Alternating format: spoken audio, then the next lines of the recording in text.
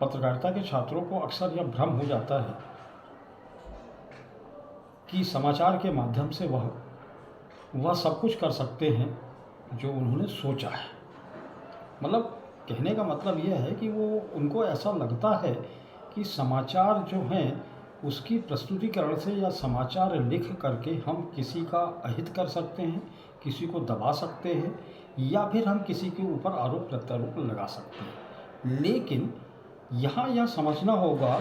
कि समाचार और विचार दोनों में ज़मीन आसमान का अंतर है। समाचार मूलतः से एक सूचना है जो जन सामान्य तक या जनता तक अखबार वालों को या पत्रकारों को पहुंचाना होती है,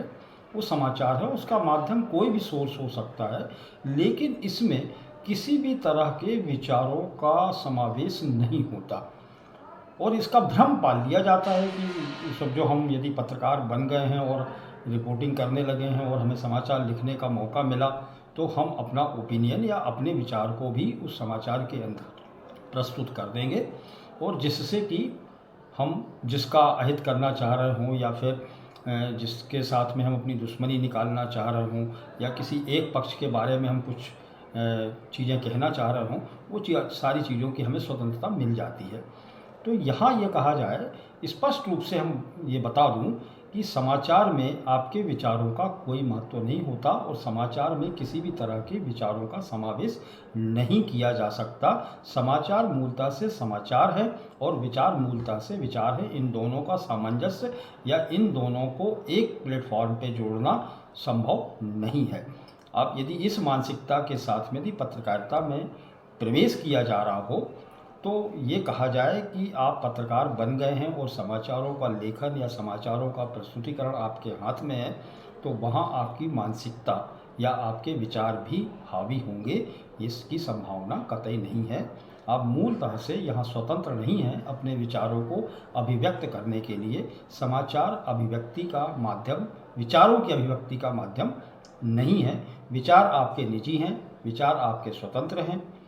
ये किसी भी या तो राजनीतिक विचारधारा से जुड़े हो सकते हैं या धार्मिक विचारधारा से या सामाजिक या जातीय या वर्ग विशेष, ये सारी विचारधाराएं जो आपकी हैं ये आपकी निजी थाती है, आप इसका उपयोग नहीं कर सकते। समाचार का उपयोग या समाचार में जिस शब्दावली का उपयोग किया जाता है वह एक शालीन भाषा होती है और किसी का अहित नहीं करने वाली भाषा का यहाँ इसमें उपयोग किया जाए। अनर्गल शब्दों का उपयोग नहीं किया जा सकता। सिर्फ यहाँ एक सूचना होती है जो जन सामान्य तक पहुँचाई जाती है। इसमें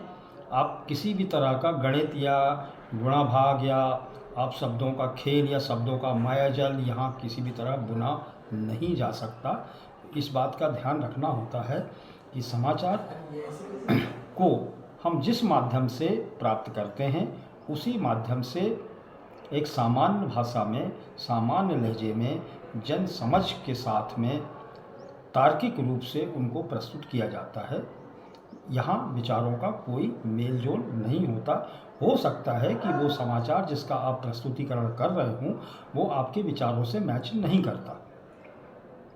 और आपका विचार हावी हो रहा है कि नहीं, ऐसा नहीं, ऐसा होना चाहिए था, ये गलत हुआ है। तो लेकिन आप उस समाचार को उसी रूप में प्रस्तुत करेंगे जिस रूप में आपको वो मिला है। यहाँ आप अपने विचारों को उसके अंदर लेखन, जब आप समाचार लिखते हैं उसमें उसका भाव आपको दिखाई नहीं देना चाहिए। ना ही शब्दावली में इस तरीके का ना आक्रोश, ना हिंसा, न दुख, न सुख, न किसी तरीके का पूर्वाग्रह, ये कतई नहीं दिखाई देना चाहिए उसमें। तो ये चीज़ आप बिल्कुल गंभीरता के साथ में ध्यान देने का है कि समाचार में विचारों को किसी भी तरह से प्रयोग में नहीं लाया जा सकता और इससे बचा जाता है। आमतौर से आज वर्तमान मीडिया में ये हुआ है कि पत्रकारों ने अपने विचारों को महत्व देना शुरू कर दिया और वो ऐसे मतलब मोड़ पर आकर के पत्रकारिता को खड़ी कर चुके हैं और खड़ा करने की चेष्टा की जा रही है कि वो एक न्यायालयीन प्रक्रिया या जजमेंट देने की स्थिति में पैदा हो गए कि इन्होंने किया तो ऐसा क्यों नहीं किया, ऐसा होना चाहिए, ये हुआ है तो ये गलत हुआ है, यहाँ ऐसा नहीं ऐसा होना चाहिए। तो ये जो सुझाव हैं ये आपके सुझाव हैं, ये आपके विचार हैं, लेकिन इनको समाचारों में समाहित नहीं कर सकते। विचार बिल्कुल अलग प्रक्रिया है और विचारों के प्रस्तुतिकरण के लिए आपके पास मीडिया में अलग एक प्लेटफॉर्म उपलब्ध है। वहाँ आप आलेख या लेख आप किसी तरीके से या किसी मुद्दे पर आप लेखन करके वहाँ आप अपने विचारों को प्रस्तुत कर सकते हैं, लेकिन समाचार में इनका प्रयोग वर्जित है, किसी भी सूरत में यहाँ वर्जित होता है। और वर्तमान परिप्रेक्ष्य में यदि आप देखें तो चाहे इलेक्ट्रॉनिक मीडिया हो या प्रिंट मीडिया हो, वहाँ भी ये जजमेंट वाली स्थिति आपको दिखाई देने लगी है कि यहाँ भी कटाक्षेप होने लगा है। यहाँ भी आरोप प्रत्यारोपों की जो लगाए जाते हैं उसके बारे में साक्ष्य न प्रस्तुत करके अपने विचारों की प्राथमिकता दी जा रही है। ये गलत परंपरा डल गई है। तो इस परंपरा को से दूर पत्रकारों को रहना चाहिए। जो भावी पत्रकार हैं, जो छात्र पत्रकार के रूप में शिक्षा ले रहे हैं, जो भविष्य में पत्रकार बनने वाले हैं, उनको इस सिद्धांत को समझना होगा कि न्यूज़ सिर्फ न्यूज़ है, समाचार सिर्फ समाचार है। एक माध्यम से प्राप्त हुआ, दूसरे माध्यम पर आपने उसको लिखा और उसका प्रकाशन हो गया, वो जनता तक चला गया, बस। इसके बाद इस समाचार के बाद में उसका जो आपके विचारों की बात शुरू होती है। जो समाचार आपने लिख लिया उसमें आपको कुछ ठीक ठाक नहीं लगा है, वो आपके मन स्थिति को या आपके मन को कचोटता है, या फिर आपको कहीं ना कहीं ऐसा लग रहा है कि ये चीज़ें जो प्रस्तुत की जा रही हैं समाचार के रूप में वो ठीक नहीं है, ये इसका दूसरा पक्ष भी है, और दूसरा पक्ष जो है जो आप अपने विचारों के रूप में रखते हैं, तो फिर यहाँ मौका मिलता है कि आप प्रिंट मीडिया में हैं, समाचार पत्र में काम कर रहे हैं, तो आप उस मुद्दे पर स्वतंत्र रूप से लिख सकते हैं। इसमें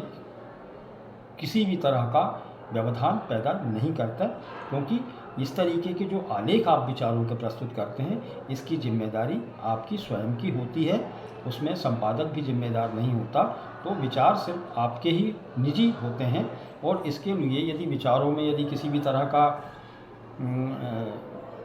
दिक्कतें पैदा होती है या फिर विचारों से कोई असहमति पैदा होती है, इसके लिए भी जिम्मेदार आप ही होते हैं। यदि विचारों को लेकर के कोई यदि बवेला खड़ा होता है, विचारों को लेकर यदि कोर्ट कचहरी का मामला खड़ा होता है, इसकी भी जवाबदेही आपकी ही होती है। लेकिन समाचार में यदि आप विचारों को प्रस्तुतिकरण करते हैं और विचारों को यदि समाहित कर देते हैं, तो पहली चीज़ तो ये है कि वो समाचार की भाषा खराब हो जाती है।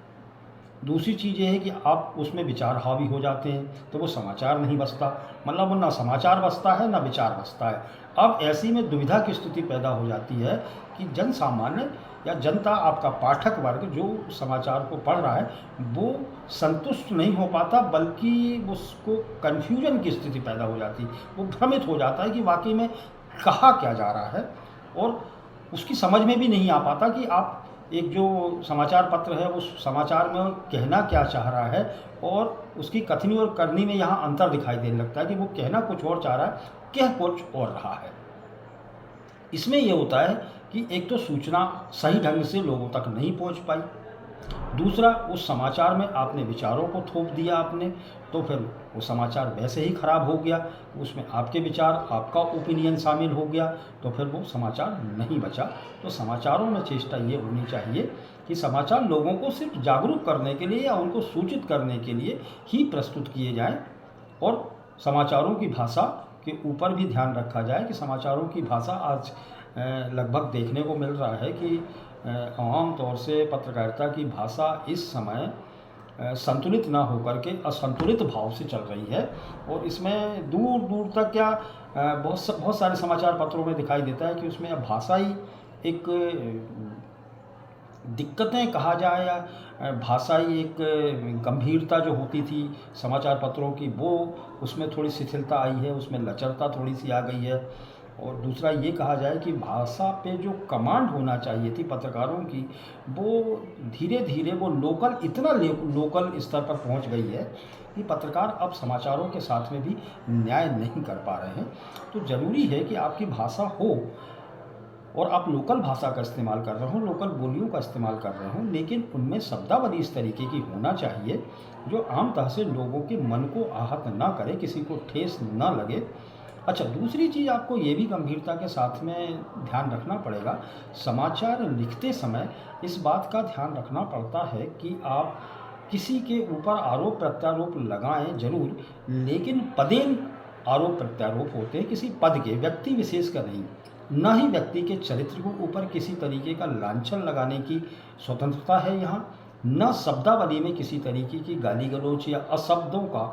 अपशब्दों का इस्तेमाल करने की स्वतंत्रता न्यूज़ में नहीं होती। यहाँ एक शालीन शब्दों में, शालीन भाषा में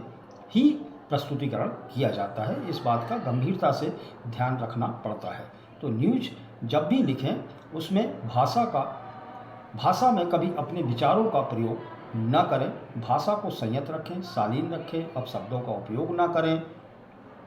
और ऐसी भाषा शैली दो अर्थी में इस्तेमाल न करें जिससे कि पाठकों को दुविधा की स्थिति पैदा हो या फिर ऐसा भी नहीं लगे कि किसी का मन आहत हो गया हो या किसी के स्वतंत्रता में खलल पड़ गई हो। इन सब चीज़ों का ध्यान रखना होता है।